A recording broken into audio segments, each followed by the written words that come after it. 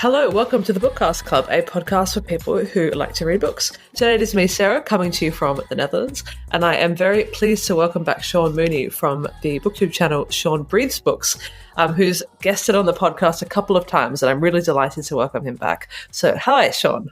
Sarah, how lovely to be invited back a second time. It doesn't happen that often in my social life, so this is lovely. I'm coming from Saskatoon, which is a city in Saskatchewan, which is a province in Western Canada. So Saskatoon, Saskatchewan, Canada, which is where I was born, and I grew up on a farm about 90 minutes away, and now I'm living back among my nuclear family. And yeah, that's where I'm at. Yes, thanks for coming back on. So we thought today that we would talk about Wide Sargasso Sea by Jane Rhys, which I'm really... No, actually, let me go back. How are you, Shawn? Let's do an update on you. Sorry.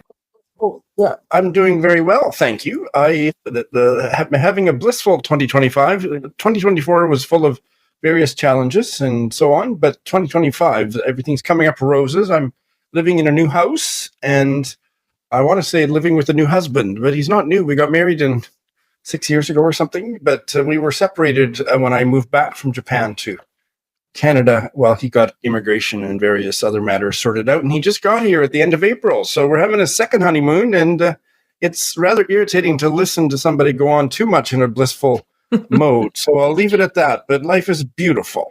Well, it must be such a big relief. So I'm thrilled for you that it finally must have felt about like 100 years. Yes. Yeah, long distance is hard. It's hard. Yes. And so how's it going in your new house? Tell me, are you filling it up with books, that is, piece by piece? I am. I have a finished basement, which will hold more books than I currently own, which is just a lovely problem to have. And for the first time in my life, as I unpack the boxes of books, I'm organizing them. Oh, what's your system? I've prided myself on having a completely disorganized library, so disorganized that it made me actually nervous to put two books by the same author side by side. So I'm turning over a new leaf, and my system is alphabetical by author, with only a couple exceptions, which I'll quickly mention. And then I'm using Library Thing to categorize stuff, so that if I want to find what books do I have by Black American novelists, I can go to that list on Library Thing. But everything is on the shelf alphabetical. Oh, wow. The exceptions are my favorite books of all time are on smaller shelves in my living room, because those are the ones that I hope people will ask me about and I can talk about, because there's nothing, more embarrassing than people pulling a book off my shelf to say, oh, what did you think of this? Oh, I haven't read it. So my favorites are in the living room for that purpose. And then the books I'm working with currently are behind me here in the den. But otherwise, they're all in the basement. Tagging it. So does Library Thing tag them automatically, or have you been doing that? I can create my own tags. Wow. So I have about 45 tags, but that's how I'm organizing them online, not on the shelf, other than it's alphabetical. And Library Thing, if you use it on your smartphone, it's got a barcode scanner, and there's just something so nerdily satisfying about that sound when you enter a book. Yeah. What is the sound? Can you do it for us? I couldn't. But it sounds like at the grocery store. Beep. Nice. Do you have any idea how many you've got there? Does it count them? It does count them. I've only got about 250 entered, but that's a fraction. Yeah, because I remember when you moved from Japan, it took you ages. I remember you shipped all your books by sea, and you were packing them in boxes and shipping them box by box by sea. It cost me about $12 a box. Yeah, it went on for months and months. I want to say 6 months at least. So I feel like a lot of those books I've paid for twice. Yes. Yeah, it's entertaining. Yeah, so it must be so good to have that. Have they been in storage this whole time? No, I had them up on shelves in my old place, but they were kind of scattered throughout a 2-bedroom apartment. But now they're all basically going to be in one place, and that's going to be my library. Yeah, I'm in the process of moving. I've been a bit... Yes, you are. Let's say transient for the last couple of years. So I'm in the process of looking for a new place. And that is really one of the things that really appeals to me. I also have quite a lot of cookbooks, so I'm excited about my cookbooks and my actual books, which are mostly in friends' basements at the moment, like sort of at random. I've completely lost track of them. I know where they are, but in terms of which book, is in which box at which person's house. Why it's Sargasso actually I had to get out of the basement of a friend's place. I knew it was luckily I knew where it was, but I had to go get it out of a random suitcase. So bringing them all together I'm really excited about, because I've also started, I know I've got half series but I can't exactly remember where, so I've stopped buying them because I don't want to end up with doubles. So I'm really looking forward to that. Probably the most, to be honest, if I really think about it. Yeah, it's thrilling to get it all all organized. I'll probably go the same system as you, I think, author surname. But I've got nowhere near your collection. But still will be happy to get mine. No, I'm not a huge book buyer. I'm a bit a bit of a commitment phobe. So I'm like, what if I don't like it? But it is a thrilling thought. Well, and if I don't like it, I get rid of it. Yeah, I take it to the used bookstore and get books that I might like better. Yeah. Although the books that I hate the most, I keep. And I've got a special shelf on a library thing, like a special tag. Books I love to hate, because those books I'm going to trot out anytime I have to talk about books I hate. I want to have the book to hold up. I thought you were going to say you're doing like voodoo over them or something like that. Look at them.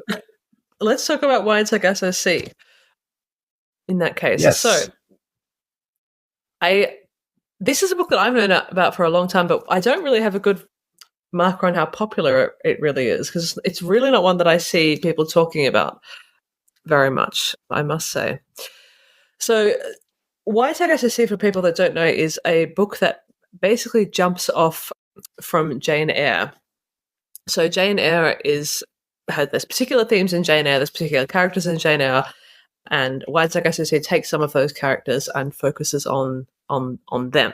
All right, so for anyone who hasn't read Jane Eyre, that is about a woman in 19th century England. So it takes place over most of her life, basically. It starts off in her childhood, which is pretty horrible, and then she ends up working as a governess, and she falls in love with her employer, Mr. Rochester, and he ends up marrying her and basically brings her into sort of a better situation by marrying her.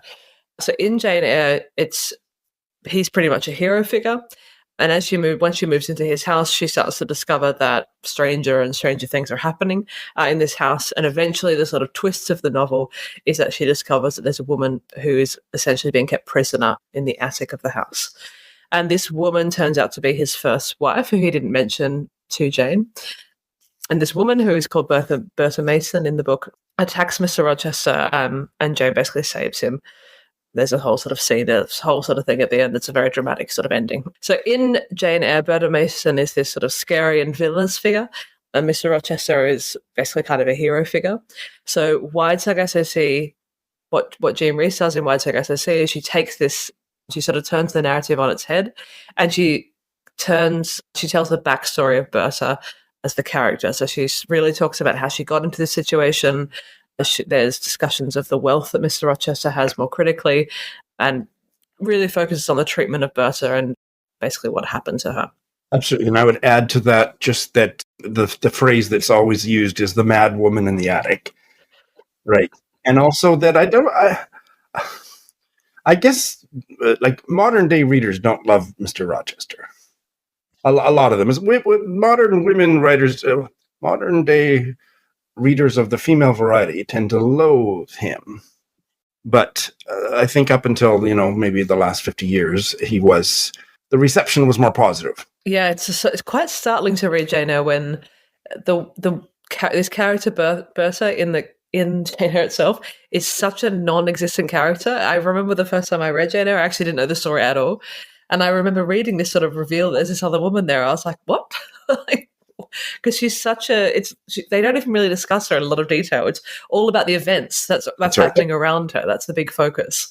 She's almost, doesn't Jane Eyre first think it's a ghost? I read Jane Eyre about 8 years ago, so my memory's a little hazy. Yeah, she thinks it's a ghost, and then she slowly starts to realize it's a woman. But the focus is so bizarre. I remember being really tripped out by this. Yeah, do you remember your impression of this? Were you aware of this? I'd somehow missed the whole story of Jane Eyre, so it was new to me when I read it. But do you remember your impressions?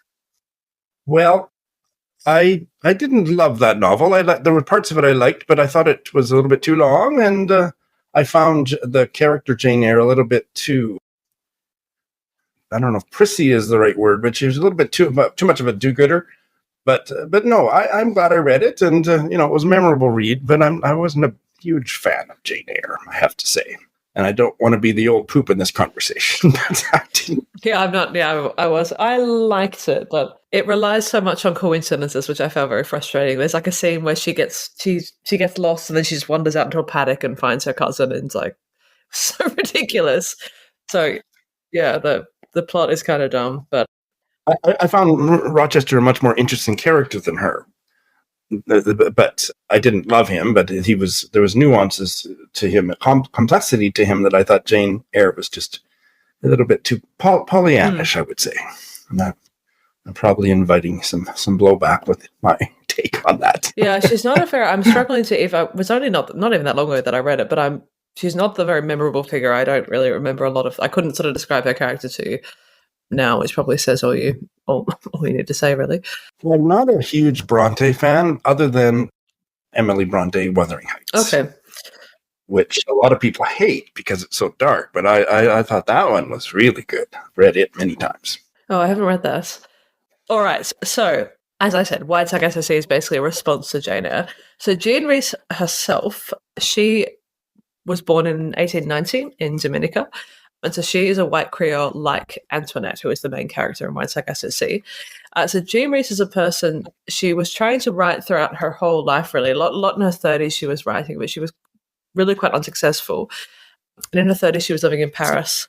And then after the Second World War broke out, and then her most recent book, which is Good Morning Midnight, which I actually own but I've never read, that was unsuccessful. So after that, she pretty well largely disappeared.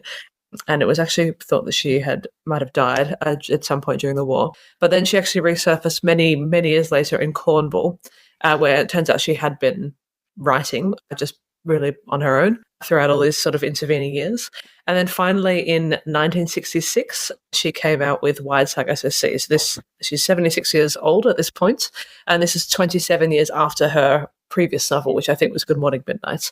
And so Wide Sargasso Sea became quite widely acclaimed, but she was 76 years old. So I actually saw an interview with her where she said that her success had basically come too late. So I don't think she was particularly... Seems like she had very mixed feelings about her success. So this book was very well received, but yeah, she was in her 70s by the time this all happened, and then she died about 10, 13 years later, I think. I read something about, what is the name of that? She's a critic and a writer in her own right. Diana Athill helped her finish it in the hospital. There was just a few more lines at the end that she needed Diana Athill's help, not with the creation of those, not to help her with the, just to physically get the sentences down on paper or whatever. She was not well at all. No. So I think it's by the time this sort of, this might have been her autobiography, because that was published after she passed away. Now, I'm a big Jean Rhys fan. I have read two of her early novels. After Leaving Mr. Mackenzie, 1931, which I loved, and Voyage in the Dark, 1934, which I loved even more. And I have read her collected short stories. She was an incredible short story writer as well. So that's Tigers Are Better Looking, and Sleep It Off Lady is also, they're both short story collections. Yeah, I read the collected, so it would have been drawn from both of those and perhaps others. Yeah. So, and the protagonists, especially in these early novels, are down and out kind of women with really messy sex and or love lives.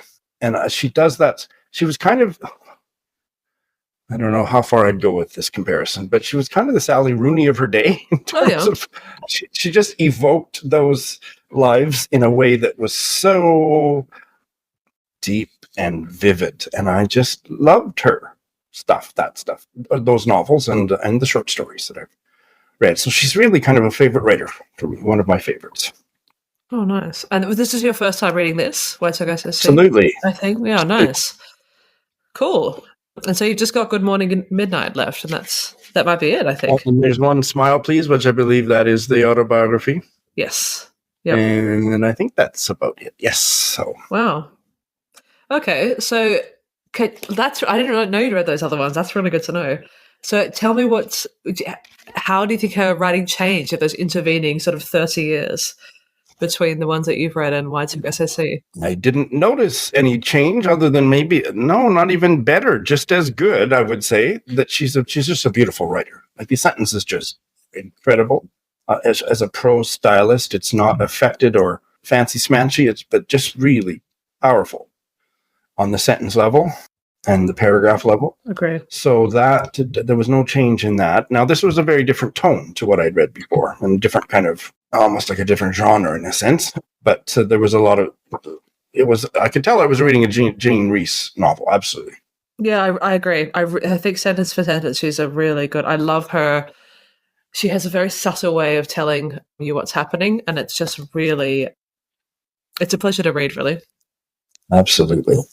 Yeah, I really like her writing on a sentence level. Agree. So shall we discuss the actual novel itself? So it's sort of split into 3 parts, sort of. It's quite a short novel. The first part takes place from Antoinette's perspective. So we should say one of the things that Jane Rhys does in this novel is that she takes the character Bertha Mason and she gives her a different name, Antoinette Conway. And then what she's basically doing is telling the story of how this woman goes from being Antoinette Conway into becoming Bertha Mason. So she tells the lead up to Jane Eyre. So part 1 is told from the perspective of Antoinette herself, and then part 2 is told from the perspective of the person who is Mr. Rochester. He's not actually named in the novel, but that is the person. And then there's a tiny little part at the end, which I think is also Mr. Rochester's perspective. But it's basically split into those 2 parts, really, with Antoinette and then Mr. Rochester. And I would say part 2 it kind of jumps back and forth between Antoinette and Mr. Rochester's perspective, paragraph by paragraph in places. And I think the third one is from the perspective of the caregiver that he hired, who I think was a minor character in Jane Eyre. What was her name? Grace Poole.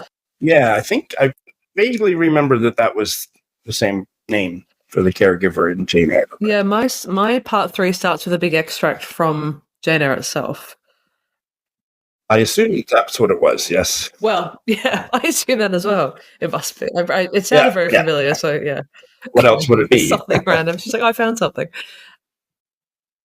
Yeah, all right. So let's talk about part 1 then, which is Antoinette's sort of childhood, basically, sort of starting off in Jamaica. It starts off with how she's treated as a child, and they've lost all of their money, her family, and then what basically happens to her mother remarries, and they sort of come back into money a little bit. So what did you think of part 1? Tell me your thoughts about part 1. I'd love to hear. Well, I think it just starts with a bang. Really, the first 2 sentences. They say, when trouble comes, close ranks. And so the white people did. But we were not in their ranks. I didn't get into it wasn't until the end of part 1 that I realized how confused I was. What is the racial makeup of this, of Antoinette? And I was confused about that and misled about that, or just kind of daft about Mrs. Rochester, the woman in the attic. What was her, and especially with the word Creole, which, depending on which dictionary you look it up in, either means anybody who is from the Caribbean, white or mixed, or in other dictionaries, it's somebody who is of mixed race coming from the Caribbean. And so that I said, who is Antoinette white? What is she? Is she mixed? She is white. She is white Creole. So it's a very confusing, because that term is a slippery one. And I think that just the way that this section opens, you can really see that being from a family of slave owners and now impoverished and resented by the former slaves who are all around them, the black people in the community, that they are in us, and being looked down upon by the British colonials who are fresh off the colonial boat, that there's a process of almost racializing them, that they are white, but not really. They're becoming black in that sense, like white trash or whatever. And that's set up right at the beginning, and also the madness of the mother, Antoinette's mother, whose name was Bertha. So what Rochester was up to in the later section, changing Antoinette's name to her mother's name, who had severe mental health issues, was interesting. I thought it was very vivid, and probably the part of the story that I connected the most with emotionally, which is how, if I like a book, it's because I have a strong emotional connection with the characters of the story, and I did in the first section. And it was a tough situation. She has this way of writing about their sort of new poverty. The whole place feels dilapidated, doesn't it? Like the way that she describes the house. And there's something about her writing where she's not even really describing it in detail. It's all these things about, there's all these subtle things that are happening. Like a lot of Antoinette's friends are kids in the neighborhood who are black kids who are suddenly making fun of her and bullying her. And there's this sort of new power struggle. And you can see clearly that Antoinette doesn't have any idea how she fits in with this, and she's sort of trying to deal with it. But there's this sort of new dynamic. You can see it's quite unsettled, the sort of vibe between the children. And the kids are the other children sort of understand that they've kind of lost that power, and she doesn't quite. And then there's that scene where she's going swimming with her best friend, or her sort of closest friend, and her closest friend takes her dress and leaves it. So she has to put on her friend's dress, which is like kind of really raggedy rather. And so there's this sort of like, she is going to do that. So there's this sort of whole like power dynamic. And the way that the house was described, it just sounded like, dilapidated. Dilapidated and almost haunted in a way. Yeah. Yeah, very much. It is. Yeah, it is very Gothic. And yeah. And I don't like Gothic. So that would be one thing, the reason why I didn't absolutely love this novel. I really have a pretty pronounced allergy to Gothic stuff. So. Well, fair enough. I think her middle name might be Bertha. I think that's I think I remember somewhere there's Antoinette Bertha is her full name. So he sort of takes her middle name. Anyway, I'm looking at the introduction. Yeah, so that's the sort of starting point. And the novel, that part one, I think by far was the bit I liked the most, I think. There's this kind of like restless tension. There's so many things that are happening in it. So I really, really, really liked part one. I thought it was excellent. Yeah, but that's actually quite small, quite short. So that sort of happens, and then her family sort of starts to come into a little bit more money. So that's sort of part one, and then what happens at the end of part one is her mum remarries to a man who is much wealthier, so they kind of regain their wealth. And then towards the end of part one, and Shawn and I have just been discussing off air how this actually works, because we're a bit confused by the dynamics. Because at the end of part one, she ends up then engaged to Mr. Rochester, but how this actually works and why this actually works wasn't that clear to either of us, to be honest. So I did get the impression that you then sort of got the feeling that she was writing someone else's story, right? Because it kind of had to happen, otherwise the novel wouldn't work. And so that sort of segue was a bit awkward, I think there was, unless we both had the same, we just both missed it. Maybe we're both silly in the same way. I think that's highly likely. Yeah, so either we're both just silly in the same way, or the sort of transition from the beginning part, which works really well, and then the later part isn't particularly smooth, which would make sense. And I would go so far as to say, worshipping Jean Rhys as I do, that it was intentionally a bit dark. Yeah, so I mean, Antoinette, the character, is also confused. So I guess she's also carrying you as the reader. Antoinette, I don't think herself could explain to you exactly what's happened. So that could also be a very intentional choice. So then we move into part two. So then Mr. Rochester and Antoinette are engaged / married for different parts of it. And this is where the transition into being this woman, the mad woman in the attic, quote unquote, from Jane Eyre really starts to take place. So here you start to see Antoinette start to be sort of consumed by Mr. Rochester, manipulated by him, affected by him. This is the sort of majority of the book. Love to hear your thoughts, Shawn, on part two of the book. Well, I enjoyed it a little, maybe noticeably less, but I appreciated it. It was really extremely well done, and the point of view shifted. It was largely Rochester's. He's never named in this novel, maybe we should mention, but her new husband. And his process of destabilization, he is really thrown into a kind of a chaotic, what would you say? he's just really confused as all get out, being in the Caribbean with his new wife. Does he love her? Does he not? Is she beautiful? Is she not? Are they going to stay together? Are they not? Can he trust anybody around him? The black servants and this and that. And that was all very vividly described. And through that, we see that it's hard to know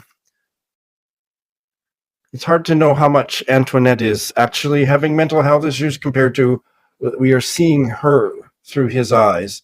And he's heavily influenced by a letter he receives from somebody purporting to be a half brother to Antoinette, a bastard child of the dad and a black woman. And that throws further confusion into the mix. And by the end of this section, whatever true affection they had for each other has been extinguished, and things don't look great between them or their future. And he has successfully renamed her and kind of taken control of her, expelled, what's her name, Christophine, the Obeah woman that had really been in large part responsible for raising Antoinette, and they're going back to England.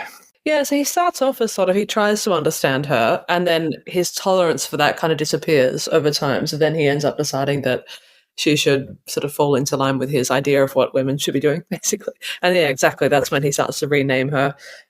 And they have arguments about this, where she doesn't want to be, unsurprisingly, she doesn't want to be called by not her name. But he completely ignores that and just calls her that for the rest of the book.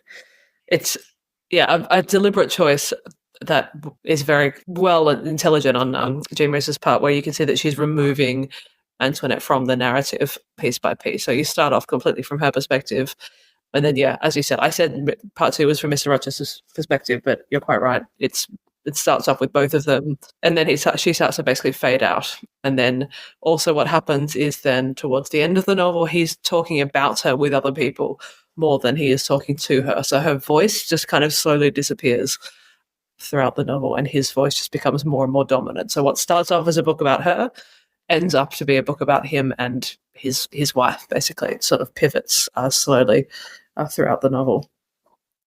I also didn't like this as much as part 2. It's a funny book, this one, because it's like so important and there's so much interesting and thoughtful commentary in it. But then the book itself, that's kind of like two separate things. So like as throughout, I was sort of juggling that. Yeah, it's interesting. It's her most famous work, but it's my least favorite. And it's not that I didn't like it, but it was not, I didn't love it. No, I really didn't love it. I'm glad I read it, but I appreciate it, but not my favorite Jane Rhys, not by a long stretch. Yeah, it's everything that I really like about it. I like because of what it's doing, I think, and what she's saying, and her sort of position in the canon, and what she's saying about the canon itself, and what she's saying about Jane Eyre, which are all things I think that she is obviously super well placed to do. She has a very insightful perspective here. She's got really intelligent and worthwhile things to say, but then the novel itself, and some parts of it, I think, especially in that second half where it's sort of basically more leaning towards being Jane Eyre itself, it starts to feel more and more forced, and it starts to get a bit confusing. So that was something I found I really noticed that throughout, that there's all of these sort of like huge things that are amazing about the novel, but it's more about the meta story of the novel, all that thing about commentary. Compassion for her and what was happening to her, what was being perpetrated upon her, but I didn't feel the emotional connection to the story or the characters as a whole in the second sections.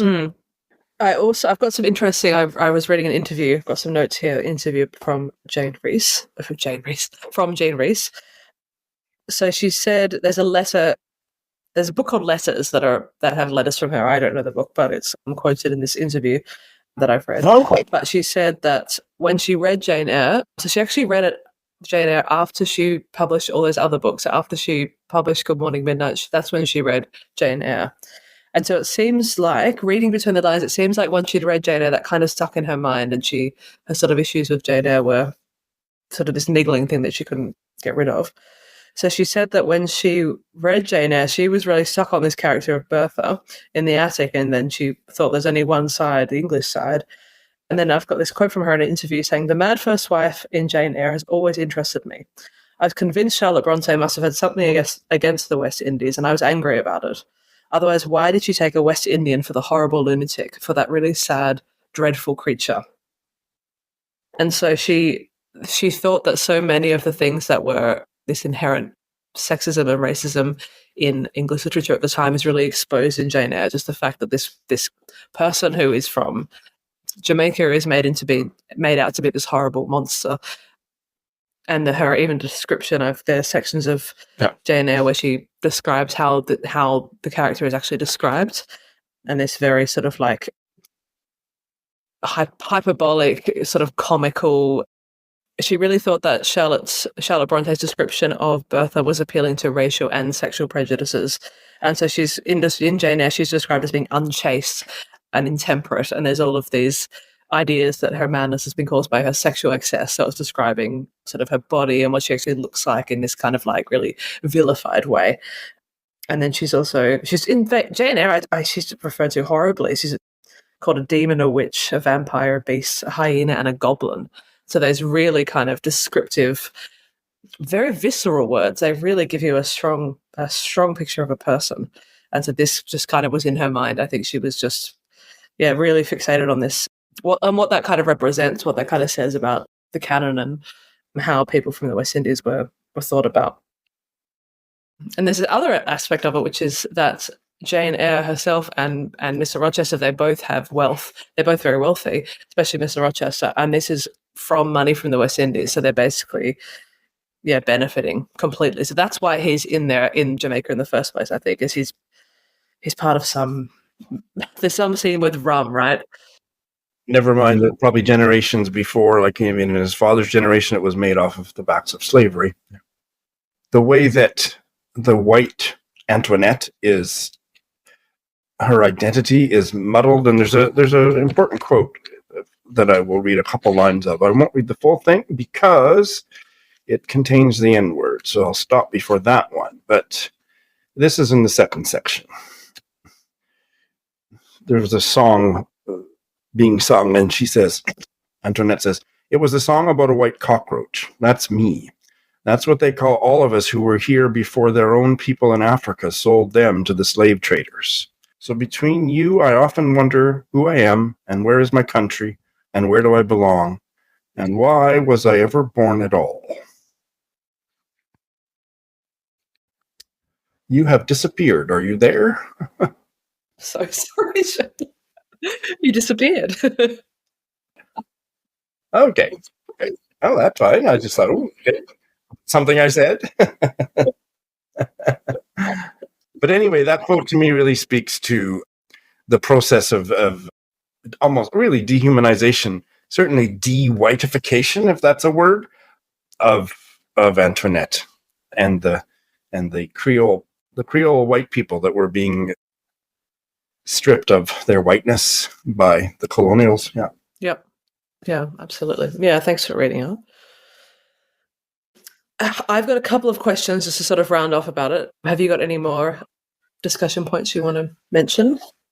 No, just other than that, I would say another reason why I didn't love it is I don't really like retellings or when somebody writes a sequel to another book. Apparently, this is the first one in literary history. I don't know if that's true, where somebody has written a book that kind of continues a major work of literature by another writer. And it was interesting intellectually for me, that project, but it doesn't, as a reader, I'm not wowed by those kind of books and tend to avoid them like the plague, which is why this is one of the last Jean Rhys novels that I've read, that I put it off, because it's about Jane Eyre, and I don't know. Yeah. So, but I'm glad I read it, and there's but I don't want to repeat what I've already said. It was very interesting, and I appreciated a lot about it, but I don't like that kind of thing, and I don't like the gothic, burning candles at midnight and all that stuff. It takes me out of the story, I have to say. Yeah, I think the only one I've read is really Hamlet by Maggie O'Farrell, which is kind of not even really a retelling because it's sort of more about Shakespeare as a person. But I wasn't hugely enamored by it, to be honest. I sort of feel your way, I think. I remember that about You? Yes, and I haven't read it for the same reason. I haven't. Why would I want to read something about Hamlet? Yeah, I sort of had this when I read that. I had this feeling of like this would be a better story if you weren't constrained by the parameters that have been kind of given to you, which I think is true of this novel as well, to be honest with you. So I've got a couple of sort of rounding off questions I might ask you if that's all right. Yeah, great. So my first question is, do you think it's necessary to read Jane Eyre to appreciate this novel? How do you think it would go as a kind of standalone novel? And maybe it's almost impossible to answer because my own experience is that I came to it after Jane Eyre. I did see some comments on a BookTube review of it by people that had come to it first, and they said that they found the ending confusing. Mm. Like, I think the part 3 would be really kind of quite disorienting if you weren't familiar with at least the broad outlines of Jane Eyre. Like, who the fuck is Grace Poole? That's right. Yeah, exactly. Yeah, because part 3 basically just is parts of Jane Eyre, I think. It's just sort of her own. Right. Yeah. So I would hazard a guess that it wouldn't be as rewarding if you hadn't read Jane Eyre. Yeah, I think it's all of the novel's strengths are if you think about it as a response to Jane Eyre, I think. I think, to be honest, if you read this by itself, I can't imagine, in terms of how the novel actually works and the structure of it and the plot, how you would actually feel. As you said at the beginning, sentence by sentence is amazing. It's really beautiful writing. Yeah. But the overall plot, I think, without that context of Jane Eyre, I'm not sure how much value you would maybe find in it as a reader, because I think really all of its value is in that conversation that it's having, especially with the broader canon, to be honest. I think it's very thought-provoking for that. That would be my take, I think. Yes, absolutely. My other question is, the character of Antoinette, actually, thinking a little bit more about her in the actual novel. In Jane Eyre, she's very much a victim, even though she's not really sort of featured in Jane Eyre. Did you think of her as a victim in this book as well? Because she sort of has a quite different agency in the sort of first section. So what was your sort of feelings on that? Oh, absolutely. That's the more fully rounded picture of her story arc, her character arc, is that she didn't start out being a victim, but by the end of part 2, she had been completely Rochester had completely dominated her, and she was under his thumb. So yes, I think it is a story of victimhood, but that's the tragedy of it, is that she was a very strong woman, and she succumbed to his white supremacist program of controlling her. Yeah. I actually really liked how much she fought as a character. She makes Absolutely. it quite difficult. No, exactly. And I really like that. She's the whole time she doesn't sort of lie down really at any point until she's just basically been defeated. I really like.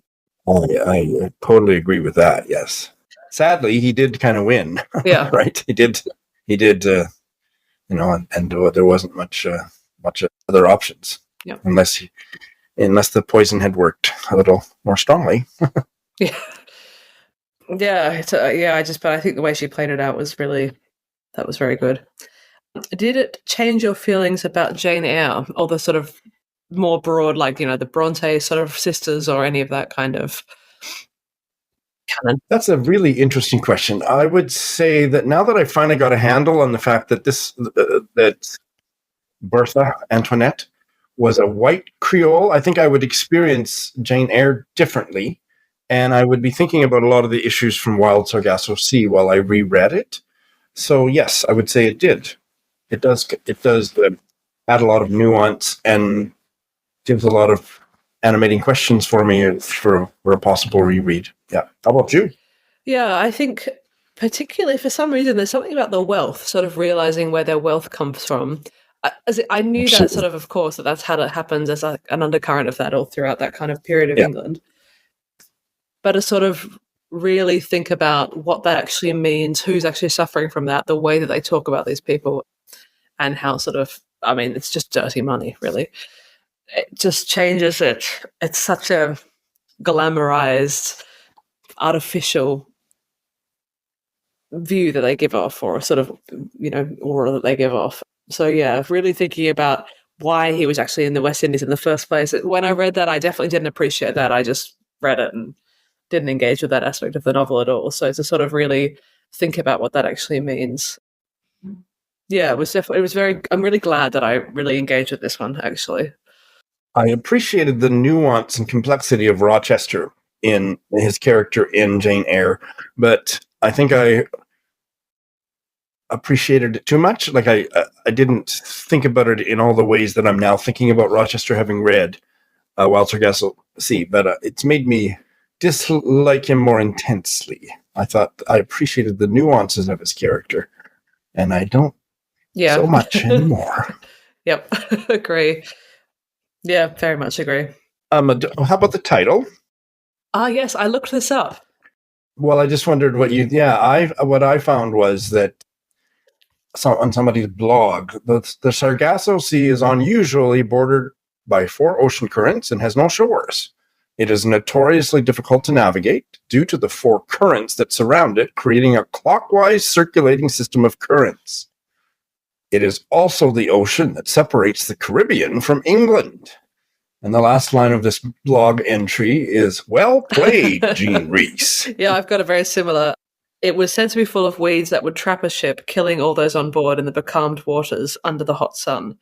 It is an image of the no man's land between people and between cultures, full of fears, dreams, and nightmares. So, yeah, it was a great title, really. It was a great title, and I just looked that up this morning, so I didn't have that in my head as I was reading, but there was probably a lot about water flowing and... Oh, yeah, you're probably right. The mother's childhood home, which was in Dominica. Yeah, I hadn't even thought about that, but yeah, you're probably right. That was a very stimulating discussion. I appreciate the book all the more now. Yeah, thanks, Shawn. I'm glad thanks for discussing it. I'm sorry I didn't like it as much as you maybe hoped to, but maybe you knew. Maybe I didn't really think I would, because of the biases I have, the peculiarities I have as a reader, that I didn't think it would be my favorite, and it wasn't, and I'm sure glad I read it. Yeah.